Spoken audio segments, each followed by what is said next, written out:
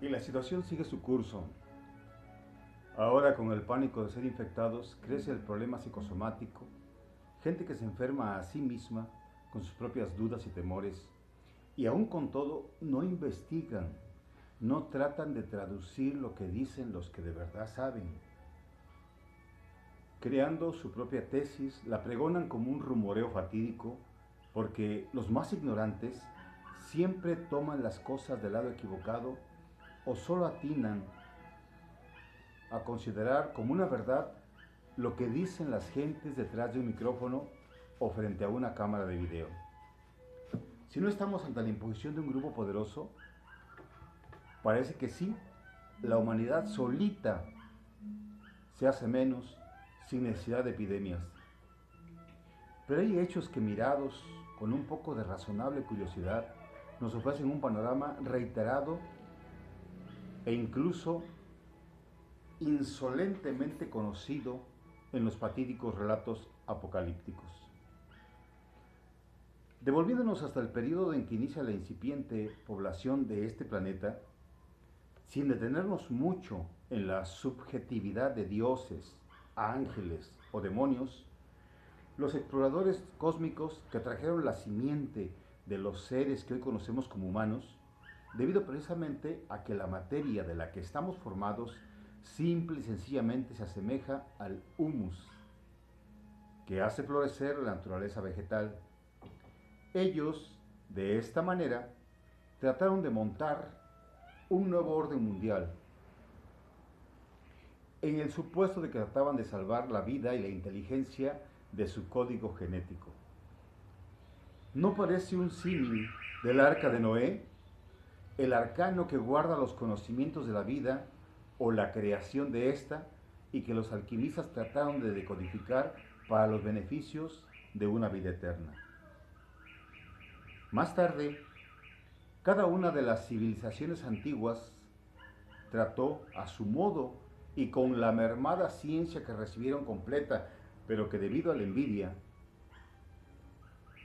o la excesiva ambición de muchos y desde siempre, se fue perdiendo, disminuyendo su enorme poder y poco a poco se fue transformando en religión. De esta manera, en Egipto, los faraones fundaron su propio nuevo orden mundial utilizando un pegamento ideológico social que desde entonces mostró su eficacia. La creación de dioses para unir la fantasía y la ignorancia, para arrastrar a las multitudes a hacer lo que ellos quisieran, en nombre siempre de sus dioses. De allí surge un judío infiltrado entre los egipcios, como siempre, Moisés. Este, traicionando a la familia real que le dio cobijo y honor, bajo el mandato de un dios ficticio o no, inicia un éxodo bastante tambaleante y errático que se pierde en el desierto por 40 años. Debido a que su dios no tenía la certeza o no había terminado el proyecto de su asentamiento como pueblo, teniendo así que destruir a otros pueblos para robarles sus posesiones en nombre de ese Dios, Dios exclusivamente de los judíos o israelitas. Mataron hombres, niños, mujeres y ancianos impunemente para ocupar sus propiedades y así fundar su propio nuevo orden mundial. ¿O qué otra cosa significa la diáspora? Volveremos a ello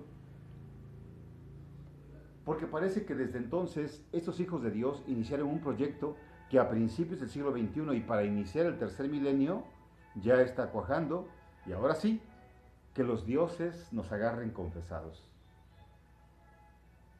De igual manera sucedía en nuestro continente, expresamente en la región que corresponde a los Estados Unidos mexicanos.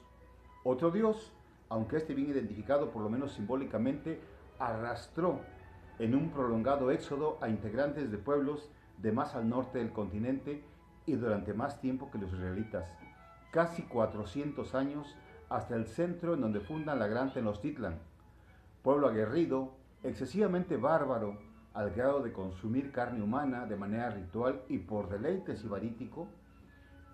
Es inconfundible que su intención, aun con un título prehispánico, era fundar un nuevo orden mundial. Un cambio de acuerdo con la percepción de su mundo que circunscribe al entorno majestuoso como la orografía del Estado mexicano. De esta manera podríamos enumerar otros asentamientos en diversas latitudes del planeta con el ánimo de fundar, si no un nuevo orden mundial, por lo menos dejan los vestigios de enormes conocimientos y ciencias hoy desconocidas o demacradas, por lo que creemos una ciencia contemporánea inédita. Pasan varios siglos que entre una y otra cosa van ensamblando precedente en una supuesta historia muy remendada, de acuerdo con los fines de quienes manipulan el poder, pero todo dirigido al interés de crear un nuevo orden mundial. Entonces aparece Jesucristo en escena y se funda un parteaguas, un antes y después, organizando el calendario y el tiempo perdido por falta de conocimientos de cómo tratarlo. Para esto, el Imperio Romano empieza a tambalearse debido a los excesos cometidos en contra de los pueblos que son conquistados y los vicios cada vez más abyectos de quienes se saben con poder. Después de la muerte de Jesucristo en una cruz, aparecen dudas de que sí haya sido, pero se guardan en secreto los detalles. Por supuesto que murió. De eso quedan historias bien delimitadas de su existencia, aunque posteriormente se bifurcan en dos historias, la de Jesús que muere en la cruz, ficticiamente, y posteriormente emigra hasta el sur de Francia con su esposa María Magdalena, según la obra de Dan Brown, y la de otro Jesús, en este caso el Dídimo, o hermano gemelo, que muere en Cachemira. Este emigra hasta este sitio con su madre María. De esto hay relatos sufíes que así lo aseguran y por supuesto la famosa obra de Andreas Faber-Kaiser. Y también debido al judío Pablo, mejor conocido como San Pablo, porque aquí se inicia el gusto y el interés de santificar a todo sirviente fiel al Imperio Romano. O Pablo de Tarso, a quien el filósofo Federico Nietzsche dedica su famoso Anticristo. Es que se catequiza un recuento de prodigios de Jesús y sus familiares, así como elevarlo al título de Hijo de Dios.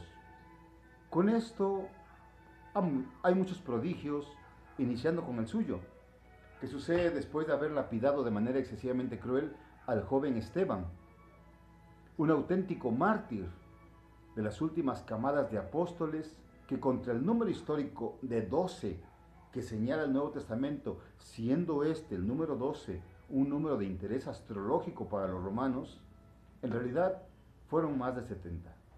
Y claro, el resto de toda esta urdimbre para llevar a los seguidores por un supuesto camino hacia un cielo ficticio, como toda maquinación elaborada con tintes religiosos. Esto se lo dejamos a los concilios. Allí, sí, se desborda la imaginación y el despotismo de los príncipes de la iglesia. ¿Príncipes en la iglesia de Jesús? Mientras tanto, al momento de la muerte de Jesús, parece que a nadie le molesta este hecho, fuera de sus familiares cercanos que tienen que actuar de acuerdo con la delicada situación, a sus coterráneos que fueron los que pidieron su cabeza, continúan con sus credos y ritos, ya que el cristianismo, sin ser nombrado como tal, ya existía aún antes de la presencia de su guía, me refiero a Jesús, el Nazareno.